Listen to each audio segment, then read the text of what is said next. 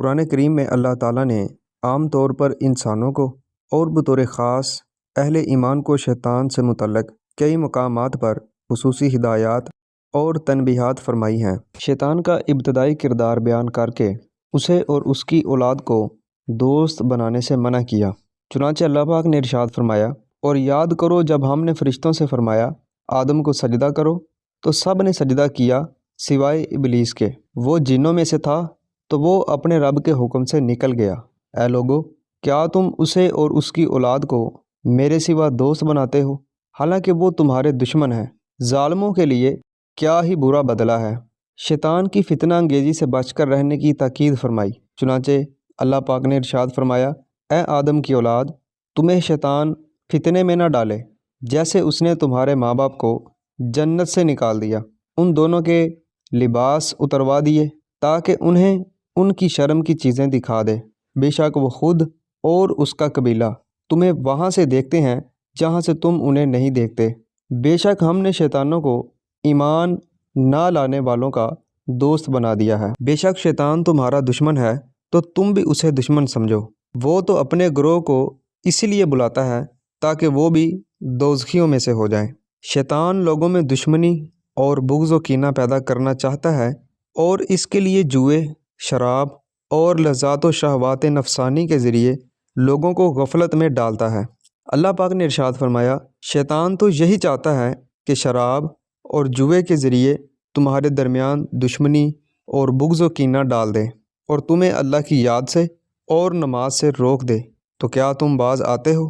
شیطان بے حیائی، جھوٹ، کفر و شرک کے راستوں کی دعوت دیتا ہے، اس لیے اس کی پیروی کرنا حرام ہے۔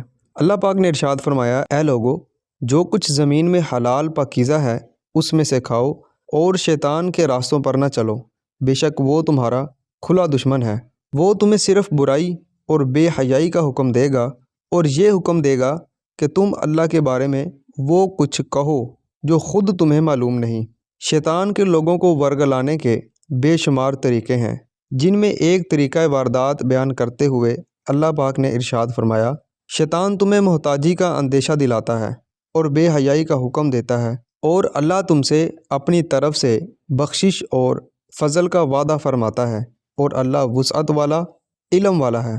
شیطان ہمیں حکم الہی بھلا کر کافروں، بد مذہبوں اور فاسقوں کے صحبت میں بٹھا دے تو یاد آنے پر فوراً اٹھ جانے کا حکم اللہ پاک نے اس طرح ارشاد فرمایا ہے، اور اے سننے والے، جب تو انہیں دیکھے جو ہماری آیتوں میں بے ہودہ گفتگو کرتے ہیں تو ان سے منہ پھیر لے جب تک وہ کسی اور بات میں مشغول نہ ہو جائیں، اور اگر شیطان تمہیں بھلا دے تو یاد آنے کے بعد ظالموں کے پاس نہ بیٹھ۔ وسوسہ شیطان کے وقت پناہ الہی طلب کرنے کا حکم دیتے ہوئے اللہ پاک نے ارشاد فرمایا، اور اے سننے والے، اگر شیطان کی طرف سے کوئی وسوسہ تجھے ابھارے تو فوراً اللہ کی پناہ مانگ، بے شک وہی سننے والا، جاننے والا ہے۔